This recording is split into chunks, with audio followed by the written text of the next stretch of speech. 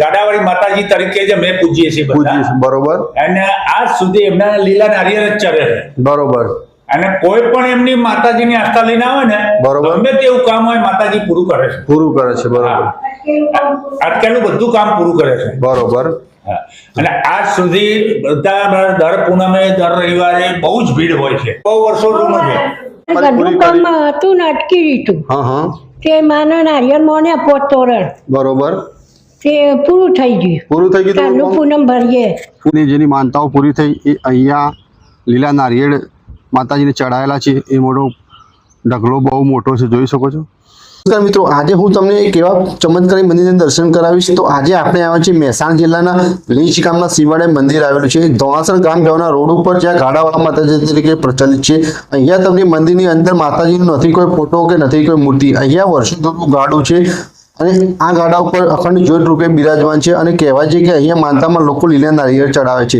જેમ કે કોઈને સંતાન પ્રાપ્તિ ના થતી હોય, વર્ષો જૂની બીમારી હોય, અટકેલા કામ પૂરા ના થતા હોય, કોઈ પણ તકલીફ હોય, તો અહીંયા ફક્ત અહીંયા સાચી શ્રદ્ધાથી એક લીલું નારિયેળ ચડાવવાથી 100% કામ પૂર્ણ થાય છે. તો ચાલો આપણે સાથે મળીને ગાડાવાળા માતાજીના વિડીયોના માધ્યમથી તમને પણ દર્શન કરાવીશું.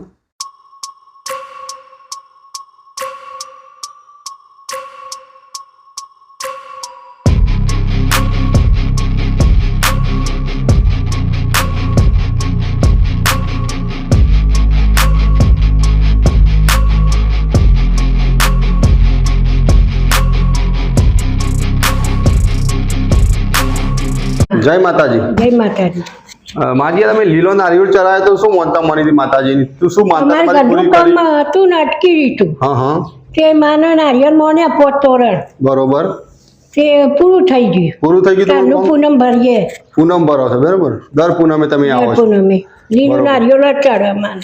બરોબર. શ્રદ્ધા પૂરી પાડી મારી. તમારે હાથે મેં જોયું કે તમે લીલું નારિયેળ ચડાય, તમારું કોમ થઈ પૂરું થઈ જાય. ગયું. પૂરું થઈ ગયું. બરોબર છે. એ માટે લીલો નારિયેળ અહીંયા ચડાવે. બરોબર. તો સારું, થેન્ક યુ. જય માતાજી. જોઈ શકો છો સામે મોટો લીલો ઢગલો છે નારિયેળનો. જેની માનતાઓ પૂરી થઈ એ અહીંયા લીલા નારિયેળ માતાજીને ચડાયેલા છે. એ મોટો ઢગલો બહુ મોટો છે, જોઈ શકો છો. એક નારિયેળ ચડાવે, બે નારિયેળ ચડાવે, 5 તોરણ નારિયેળ ચડાવે. જેની માનતા પૂરી થાય તે પ્રમાણે અહીંયા લોકો નારિયેળ ચડાવે છે. તો અહીંના સ્થાનિક છે, તો આપણે પૂછીશું કે અહીંયા માતાજી ગાડાવાળી માતાજી કેમ કહેવાય છે અને લીલા નારિયેળ કેમ ચડાવે છે, તો ભક્તોની શું માનતા છે, તો થોડી કાકા માહિતી આપો. નાનું જ હતું, ખાલી ઝાડના નીચે જ ગાડું જ પડી રહેતું હતું. બરોબર. એ પછી મોટું મંદિર બનાવ્યું. એમાં આ અસલ મંદિર મોર પહેલા પોતાના મકાનો કરીને રહેતા હતા. બરોબર. અને એમના બાપ દાદા પહેલા પૂછતા હતા જ. માતાજીનું અસલ નામ તો હજુ કોઈને ખબર જ નથી, પણ અમે ગાડાવાળી માતાજી તરીકે જ અમે પૂજીએ છીએ બધા. બરોબર. અને આજ સુધી એમના લીલા નારિયેળ જ ચડે છે. બરોબર. અને કોઈ પણ એમની માતાજીની આસ્થા લઈને આવે ને, ગમે તેવું કામ હોય માતાજી પૂરું કરે છે. અટકેલું બધું કામ પૂરું કરે છે. બરોબર. અને આજ સુધી બધા દર પૂનમે દર રવિવારે બહુ જ ભીડ હોય છે. બરોબર છે. આ માતાજી અહીંયા જ હતા સ્થાનક, તો પછી આ મોટું મંદિર બનાવ્યું એમનું. બરોબર. પ્રતિષ્ઠા કરી અને બધા ભાઈઓ ભેગા થઈને એમની પૂજા વિધિ કરે છે. લોકો બધા એમના દર્શને આવે છે. બરોબર છે. અને અહીંયા કેટલા વર્ષ જૂનું મંદિર છે માતાજી? આ તો બહુ વર્ષો જૂનું છે. બરોબર. કે જય માતાજી. જય માતાજી. ગાડાવાળી માતાજીની બાજુમાં એક્ઝેક્ટ મહાકાળી માતા બિરાજમાન છે. તો આજે મહાકાળીના પણ દર્શન કરીશું. છે મહાકાળીમાં બિરાજમાન, જોઈ શકો છો. સાક્ષાત અહીંયા મહાકાળી બિરાજમાન છે. અહીંયા આવો તો શાંતિનો અનુભવ થશે. તો જગ્યા પણ સરસ છે અહીંયા ગાડાવાળી માતાજીની. તો અહીંયા ચોકમાં પૂનમ અને રવિવારના દિવસે પ્રસાદીની પણ સગવડ હોય છે, તો આવી શકો છો. પૂનમ અથવા રવિવારે દિવસે દર્શન કરવા તો કઈ રીતે પહોંચી શકાય? અહીંયા મહેસાણાથી અમદાવાદ હાઈવે ઉપર બરોબર સ્કૂલના બાજુમાં. બરોબર. ધોળાસણ થી જે ધોળાસણ જવાનો રોડ છે ને, બરોબર, એ રોડ ઉપર જ વચ્ચે બોર્ડ મારેલું જ છે ગાડાવાળી માતાજી. Okay okay.